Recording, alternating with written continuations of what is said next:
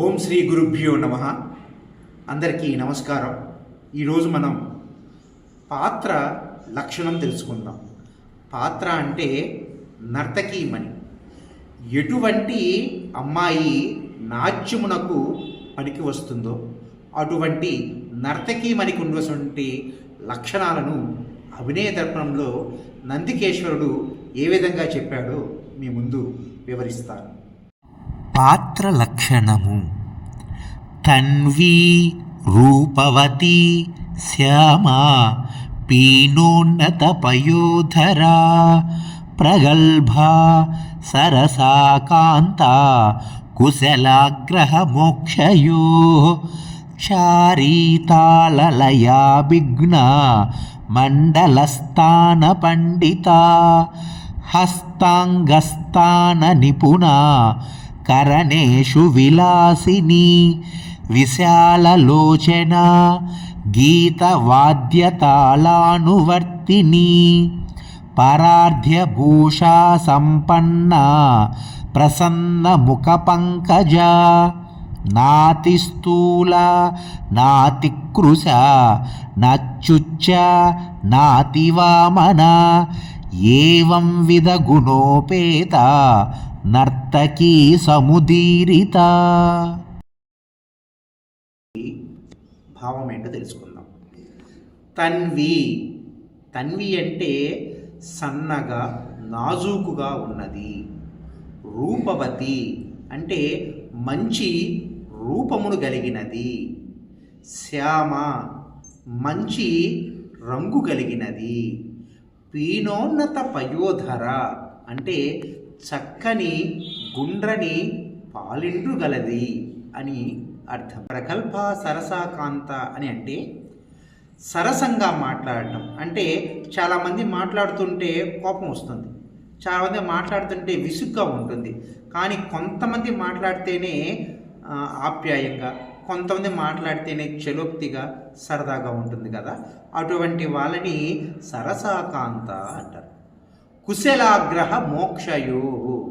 కుశలాగ్రహ మోక్షయో అంటే అర్థం ఏంటి అంటే దర్భ యొక్క చివర, కుశ అంటే చివర ఎంత షార్ప్గా ఉంటుందో మనం తెలుసు మనందరికీ. ఆ దర్భ కానీ చేయి తెగితే ఇలా కోసుకుంటే తెగిపోతుంది. ఆ గడ్డి అంత షార్ప్గా ఉంటుంది. నర్తకి కూడా అంత షార్ప్గా ఉండాలి. గురువుగారు చెప్పినటువంటి దాన్ని అంత షార్ప్గా అర్థం చేసుకోవటం, అంత షార్ప్గా స్టేజీ మీద ప్రదర్శించగలగటం కూడా ఒక చక్కని లక్షణం. దానిని కుశలాగ్రహ మోక్షయో. చారీ తాళ లయాభిజ్ఞ. నాట్యంలో మనకి అడవులు, జతులు, తీర్మానాలు ఎలా ఉన్నాయో వీటి తర్వాత చారులు అనేవి కూడా ఉన్నాయి. ఆ చారులు, తాళాలు అంటే మన సప్త తాళాలు ఉన్నాయి కదా, ఆ తాళాలు, చారులు, తాళములు, లయలో కాస్త జ్ఞానం ఉండాలి. చారీ తాళ లయా విఘ్న. మండల స్థాన పండిత. మండల స్థాన పండిత అంటే మండలములు ఇలా చారులు, అడుగులు, జతులు ఎలా ఉన్నాయో అలాగే స్థానకములు, మండలములు అనేవి కూడా ఉన్నాయి. వాటిలో కూడా పాండిత్యం సాధించినదే ఉండాలి. అందుకని ఏమంటున్నాడంటే చారీ తాళలయాభిఘ్న మండల స్థాన పండిత హస్తాంగస్తాంగ నిపుణ. హస్తములను ప్రదర్శించుటలో నిపుణురాలు అయి ఉండాలి. అంటే చేదు చాలామంది తలంగుతం తక్కతని చేసేస్తుంటారు. అంటే వాళ్ళ పిల్లలు చేసే తల్లు నచ్చేస్తుంది, బాగుంది అనుకుంటారు. అలా ఉండకూడదు. పర్ఫెక్ట్గా చేతులు ఎంత దూరం వెళ్ళాలి, ఎక్కడి దాకా వెళితే అందంగా ఉంటుంది అన్నటువంటి జ్ఞానము ఆ నర్తకీకి మని ఉండాలి. అందుకనే హస్తాంగస్తాంగ నిపుణ కరణేషు విలాసిని. కరణములంటే నాట్యశాస్త్రంలో భరతుడు 108 కరణాలు చెప్పాడు. ఇప్పుడు మన భాష చెప్పాలంటే పోస్టర్స్, శిల్పాల్లో చక్కని శిల్పాలు ఎలాగుంటాయో అట్లా వాటిని కరణములు అని అంటారు. అటువంటి కరణాల్ని సునాయాసంగా చేయగలిగినది. కరణేషు విలాసిని.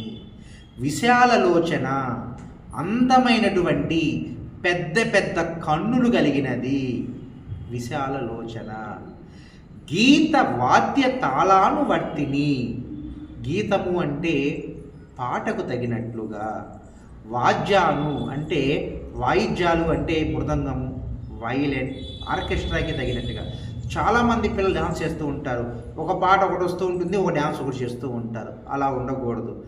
పాటకి మరియు ఆర్కెస్ట్రా అంటే మృదంగము, వైలిన్, ఫ్లూటు, వీణ వంటి వాయిద్యాలకి అనుగుణంగా నాట్యము చేస్తున్నది. గీత వాద్య తాళానువర్తిని. పరాధ్యభూష సంపన్న అంటే నర్తకి మనకి ఫస్ట్ మంచి క్వాలిటీ ఉండాలి. చక్కని నగలు ధరించగలగాలి. అంటే ఎప్పుడు ఒకే నగలు కాకోకుండా నగలు ధరించడం, కొత్త కొత్తగా డ్రెస్సులు కుట్టించుకోవటం, మంచి ఆర్నమెంట్స్ ధరించడం కూడా నర్తకి ఉండాల్సిన మంచి లక్షణం. ప్రసన్న ముఖ పంకజ అంటే తన మొహం ఎప్పుడు చక్కగా, పంకజము అంటే పద్మం, తామర పువ్వు. ఆ తామర పువ్వు ఎంత ప్రశాంతంగా, ఎంత మందస్మితంగా ఉంటుందో డాన్సర్ యొక్క మొహం కూడా ఎప్పుడు అలా నవ్వుతూ ఉండాలి. అంటే ఫొటోస్ దిగేటప్పుడు, నలుగురితో మాట్లాడేటప్పుడు, సభలో ఉండేటప్పుడు ఎప్పుడు చక్కని చిరునవ్వుతో ఉండాలి. చాలామంది మటమటలాడుతూ కోపంగా ఉంటారు. నర్తకికి ఆ లక్షణం ఉండకూడదు.